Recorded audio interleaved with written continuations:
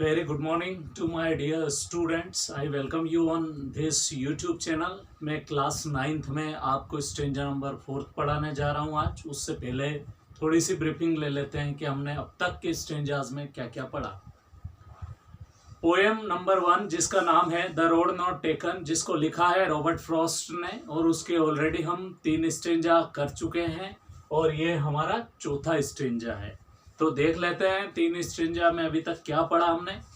अभी तक 3 स्ट्रेंजा में हमारा फोकस पूरा जो रहा वो रॉबर्ट फ्रॉस्ट के उन स्ट्रेंजास के मीनिंग पर रहा जो कि हम ऑलरेडी कर चुके हैं। जैसे पहला स्ट्रेंजा, उसमें पोएट जो है, एक्चुअली जो आज नए हैं या जिन्होंने अभी तक मेरा एक भी वीडियो नहीं देखा है इस पोएम से रिलेटेड, उनसे मैं कहना चाहूँगा कि सबसे पहले जो मैं ऑलरेडी उसके 3-4 वीडियो बना चुका हूँ उन्हें देखिए, ताकि आपको पता लगेगा कि इस पोएम में एक्चुअल में लिखा क्या है और क्या कहना चाहते हैं पोएट।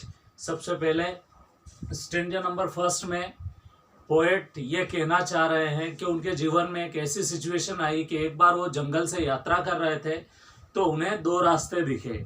2 रास्तों में वो कंफ्यूज हो गए, डिलेमा में थे कि मुझे कौन से रास्ते पे चलना है। अकेले थे इसलिए किसी से पूछ नहीं सकते थे और वहाँ लंबे समय तक वो खड़े रहे और एक रास्ता 2 में से एक चुना उन्होंने।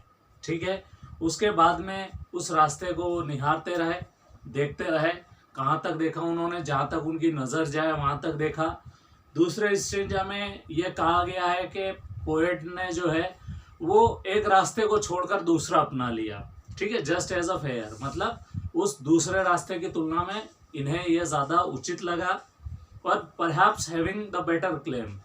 उसके बाद में उन्हें लगा कि शायद ये रास्ता मैंने जो चुना है यही अच्छा है, बिकॉज इट वॉज ग्रासी, वो उस पर घास था, एंड वांटेड वर, और वो कम चला हुआ रास्ता था।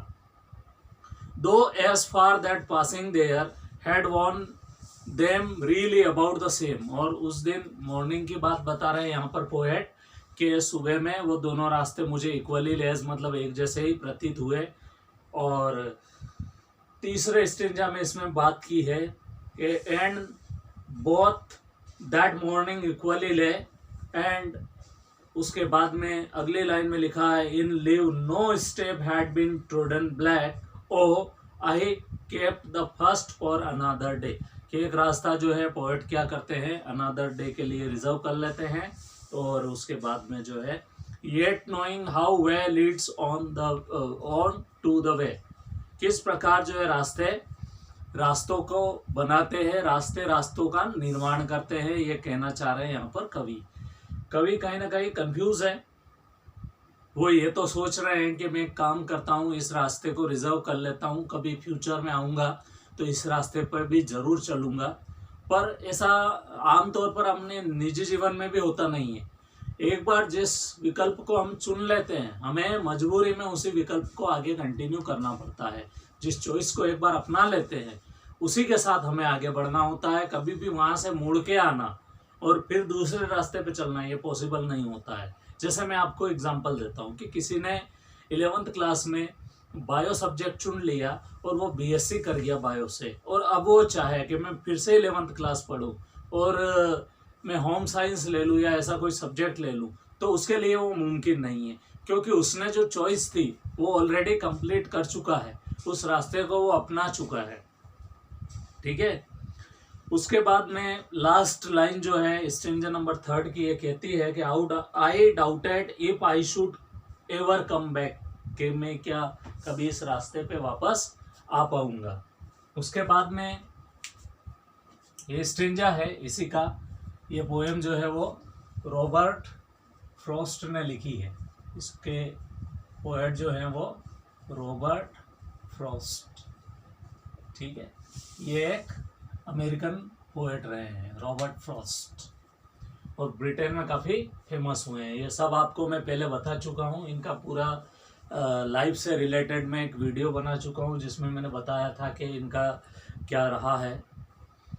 चलिए, तो स्ट्रेंजा नंबर 4 बिना डिले किए देख लेते हैं कि क्या है इसके खास मीनिंग और कैसे इस स्ट्रेंजा को हमें समझना है। I shall be telling this with a sigh. Sai मतलब डीप ब्रेथ, गहरी सांस लेकर, इसको गहरी सांस भी बोलते हैं। गहरी सांस लेकर मैं ये कहता रहूंगा, somewhere ages and ages hence. Hence मतलब यहाँ पर इसका मतलब है फ्यूचर, भविष्य में भी मैं ये कहता रहूंगा। फ्यूचर मतलब भविष्य। Somewhere ages and ages in future, ठीक है। मैं भविष्य में भी लंबे समय तक ये कहता रहूंगा। क्या कहता रहूंगा? पोएट क्या कहना चाह रहे हैं कि लंबे समय तक फ्यूचर में भी मैं कहता रहूंगा, two roads diverse in a wood, एक जंगल में। अब यहाँ पर येलो वुड नहीं है, यहाँ पर सिर्फ जंगल की बात कही है, ठीक है। कि एक बार कवि के सामने, पोएट के सामने भी ऐसी मजबूरी आई। वो मजबूरी क्या थी कि ऐसे दो रास्ते मुड़े हुए थे, तो उन्होंने इन दोनों रास्तों में से एक और दो रास्ते हैं, तो इस रास्ते को छोड़ दिया और इस रास्ते को अपना लिया। तो ये पॉइंट है, यहाँ से पोएट निकले और एक रास्ते पे चले हो, ठीक है। तो ये कवि कहते रहेंगे भविष्य में भी। क्या कहते रहेंगे? ये कहते रहेंगे कि somewhere ages and ages two road diverged in a wood and I, और मैंने क्या किया, आई टुक, आई इसमें रिपीट हुआ है, आई टुक मतलब मैंने लिया, the one less travelled by, और कौन से रास्ते को चुना मैंने? जो कम चला हुआ था, जिस रास्ते पर कम लोग गुजरे थे, वो रास्ता कवि ने यहाँ पर चुना है अपने लिए, कि मैं उस रास्ते पे जाऊं जिससे होकर कम ही लोग गुजरे हों और जिसमें थोड़े कांटे हो, थोड़ी डिफिकल्टी हो, ऐसा रास्ता कवि यहाँ चुनते हैं।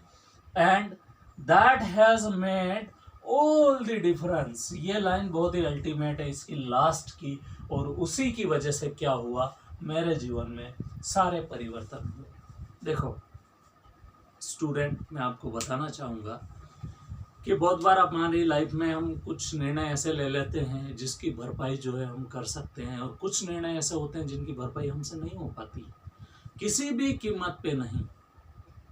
तो रास्ते चुनते वक्त स्टूडेंट्स को भी और बड़े बुजुर्गों को भी बड़ी सावधानी बरतनी चाहिए। ऐसा नहीं है कि कल यहाँ पर पोएट तो बड़े खुश हैं।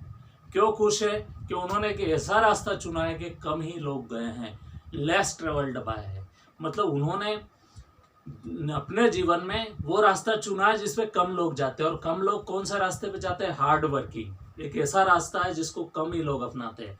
सब लाइफ में क्या करते हैं? शॉर्टकट्स को अपनाते हैं। शॉर्टकट्स की वजह से क्या होता है? उन्हें डेस्टिनेशन मिल नहीं पाता है, मंजिल मिल नहीं पाती है, या पढ़ाई के दौरान भी वो जैसे तैसे अपनी पढ़ाई पूरी कर लेते हैं, उन्हें एक्सपीरियंस नहीं होता है, नॉलेज नहीं होता है पर्टिकुलर सब्जेक्ट का, फिर आगे चल के उन्हें बड़ी समस्या आती है।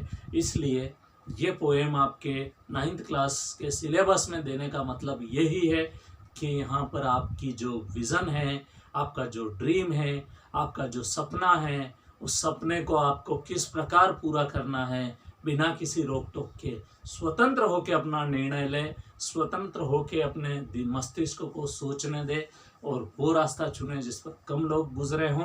और कम लोग कौन से रास्ते पे गुजरते हैं? ऑनेस्टी, ईमानदारी का रास्ता, हार्ड वर्किंग, कठोर परिश्रम का रास्ता। ये रास्ते कम ही लोग निकलते हैं। और कहा जाता है जो पानी से नहाता है वो तो सिर्फ दिन बनाता है, और जो पसीने से नहाता है वो इतिहास बनाता है।